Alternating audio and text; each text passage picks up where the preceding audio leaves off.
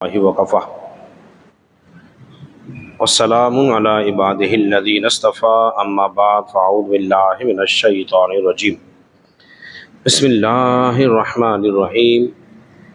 سامعین ذوقار، آپ حضرات درس حدیث سماعت کر رہے ہیں اور ریاض الصالحین سے آج ہماری حدیث نمبر جو ہے وہ 1540 ہے۔ جو روایت آپ کے سامنے بیان کرنے لگا ہوں یہ متفق علیہ حدیث مبارکہ ہے۔ حضرت عائشہ صدیقہ رضی اللہ تعالی عنہا بیان کرتی ہیں، فرماتی ہیں کہ ایک مرتبہ ایسا ہوا کہ ابو سفیان کی بیوی یعنی کہ ہندہ جو حضرت امیر معاویہ رضی اللہ تعالی عنہ کی والدہ ماجدہ ہیں، حضور کی بارگاہ میں حاضر ہوئی اور حاضر ہونے کے بعد انہوں نے بارگاہ رسالت میں عرض کیا، یا رسول اللہ صلی اللہ علیہ وسلم، میرا شوہر جو ہے یعنی کہ ابو سفیان جو ہے وہ انتہائی کنجوس آدمی ہے، بڑا کنجوس آدمی ہے اور مجھے وہ خرچ پورا نہیں دیتا، وہ خرچ جو مجھے ملتا ہے وہ پورا نہیں ہوتا کہ جس سے میں بچوں کی ضرورت زندگی کو پورا کر سکوں، تو پھر میں اس کے مال میں سے خود ہی کچھ لے لیتی ہوں، اس کی لا علمی میں اس کو بغیر بتائے اس کے مال سے کچھ میں لے لیتی ہوں۔ تو اب یہ مسئلہ پوچھنا آئی ہے کس کے بعد؟ رسول اللہ صلی اللہ علیہ وسلم کے پاس۔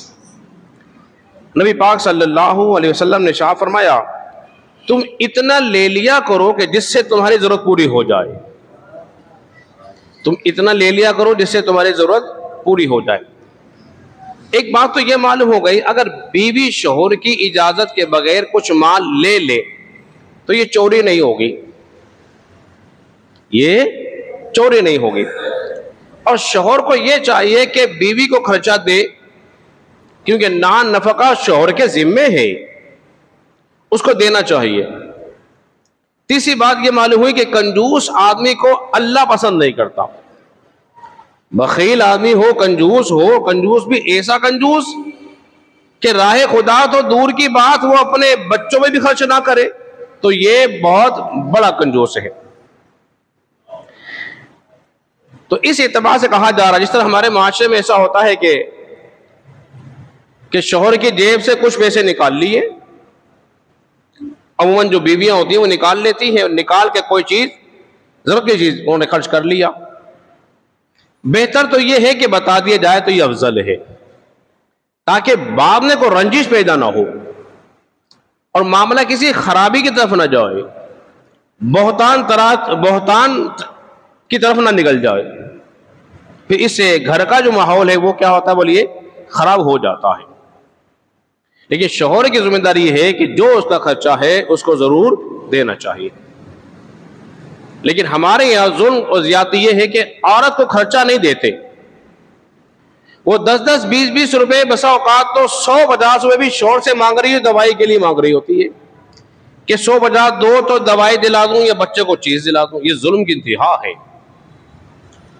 میں بارہا یہ بات کہتا ہوں، دیکھیے اگر کوئی کھانے پکانے والی عورت ہونا اس کو رکھا جائے تو اس زمانے میں کتنے پیسے لے گی اس کا اندازہ آپ کو اچھی طرح ہوگا۔ پھر ایک جو کپڑے دھونے کے لیے ماسی کو رکھیں اس کے کتنے پیسے لے گی مہینے بھر کے لیے، یہ بھی آپ رکھیں۔ پھر بچوں کی کفالت اور آیا کے بچوں کو سنبھالنے کے لیے عورت کو رکھا جائے، آیا کو تو وہ کتنے پیسے لے گی۔ پھر اس کی جسمانی آسودگی کے لیے کتنا مال خرچ ہوگا، اور پھر اس کی مال کی حفاظت کے لیے کوئی رکھا جائے تو اس کے لیے کتنا پیسہ خرچ کرنا پڑے گا۔ آپ کیلکولیٹ کرتے چلے جائیں کہ سارے کام آپ کی بیوی کر رہی ہے، بدلے میں کیا دے رہے ہیں، بدلے میں کیا دے رہے ہیں، یہ بس آپ نے سوچنا ہے۔ حدیث میں آتا ہے، نبی کریم صلی اللہ علیہ وسلم نے ارشاد فرمایا، اگر 1 درہم کسی کے پاس ہو، کتنے درہم؟ صرف 1 درہم، وہ اس 1 درہم کو راہ خدا میں خرچ کرے، یا وہ شخص 1 درہم سے غلام آزاد کر دے، یا وہ 1 درہم سے کسی مسکین کو کھانا کھلائے. کتنے آپشن ہو گئے؟ 3. فرمایا 1 درہم ہو اور وہ 1 درہم کو اپنے اہل و عیال پہ خرچ کرے. تو رسول اللہ صلی اللہ علیہ وسلم نے ارشاد فرمایا اس کا وہ 1 درہم اپنے اہل و عیال پہ خرچ کرنا راہ خدا، غلام آزاد کرنے، مسکین کو کھانا کھلانے سے افضل و اعلیٰ ہے. افضل و اعلیٰ ہے. کیوں افضل ہے؟ کیوں بہتر ہے؟ اس لیے راہ خدا میں خرچ کرنا نفل ہے، مسکین کو کھانا کھلانا بھی نفل ہے، اور بیوی بچوں میں خرچ کرنا یہ فرض ہے، اور فرض جو ہوتا ہے نفل سے افضل و اعلیٰ ہوتا ہے. اور قیامت کا دن ایک حدیث میں اور آیا، یہ بھی المعجم الاوسط کے اندر یہ حدیث مبارکہ موجود ہے.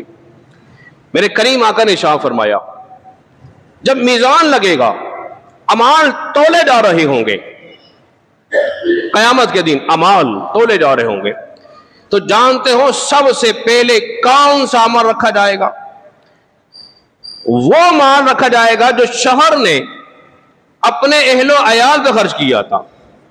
ارے بولے نا سبحان اللہ. وہ مال رکھا جائے گا جو سب سے پہلے میزان کے اندر جو اس نے اپنے گھر والوں پہ خرچ کیا تھا.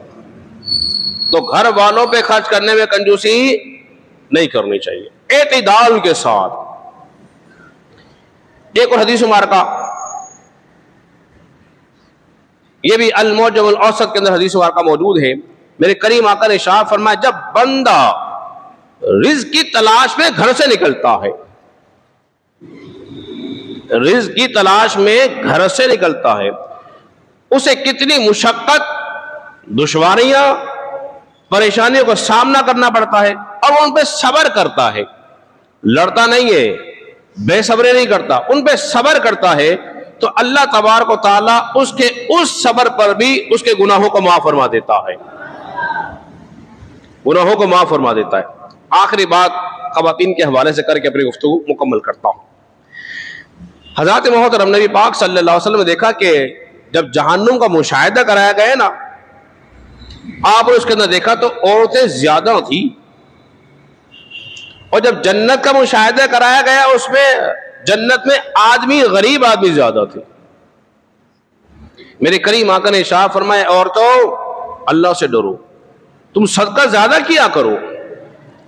حضور نصیحت کر رہے ہیں صدقہ زیادہ کیا کرو، کیونکہ تم بے صبری ہو. کیا ہو؟ بے صبری ہو. ذرا سی تکلیف پہنچتی ہے نا، فوراً کہتی ہے مجھے تو اس گھر میں سکھ پایا ہی نہیں. کیا کہتی ہے؟ مجھے تو اس گھر سے سکھ پایا نہیں. وہ سب کا سب 1 منٹ میں ختم کر دیتی ہے. تو ذرا سی تکلیف میں وہ بے صبری کر دیتی ہے. فرمایا عورت کمزور ہے، ناقص عقل ہے. تو مرد کو تنبیہ کی جا رہی ہے دیکھو یہ کمزور ہے، ٹیڑھی پسلی سے پیدا کی گئی ہے، تم اس کو سیدھی نہ کرنا. اگر سیدھی کرو گے تو توڑ بیٹھو گے. لہذا تم نے اگر فائدہ اٹھانا ہے تو ٹیڑھی سے ہی فائدہ اٹھانا ہے. یہ نہیں کہ جو کرتی ہے وہ کرتا پھرے، ایسا نہیں ہوگا. لیکن اس کی اصلاح کی کوشش کرتا رہے، اس کی اصلاح کی کوشش کرتے رہنا چاہیے. اس کو دین کی تعلیم، دین کی آگاہی کو فراہم کرتے رہنا چاہیے. اس لیے کہ عورت جو ہے مرد کی غیر موجودگی میں 3 اہم کام کرتی ہے. اس کا میں تذکرہ کر چکا، لیکن اب خصوص طور پر حدیث میں آتا ہے کہ عورت 3 کام کرتی ہے. اس کے مال کی حفاظت کرتی ہے. کیا ہے؟ مال کی حفاظت، اس کے بچوں کی کفالت. تیسرا اپنی عفت کی حفاظت کرتی ہے. یہ 3 اہم کام ہے جو عورت کرتی ہے. تو لہذا گھر جبھی پنپتا ہے جب دونوں فریق محبت، پیار، قوت برداشت کے ساتھ جب کام کرتے ہیں تو پھر کیا ہوگا؟ گھر بھی اچھا چلے گا، اللہ کی رحمتیں برکتیں بھی ہوں گی. اللہ رب العزت کے بارگاہ میں دعا کریں خالق کائنات ہم سب کو سمجھنے اور عمل پیرا ہونے کی توفیق عطا فرمائے.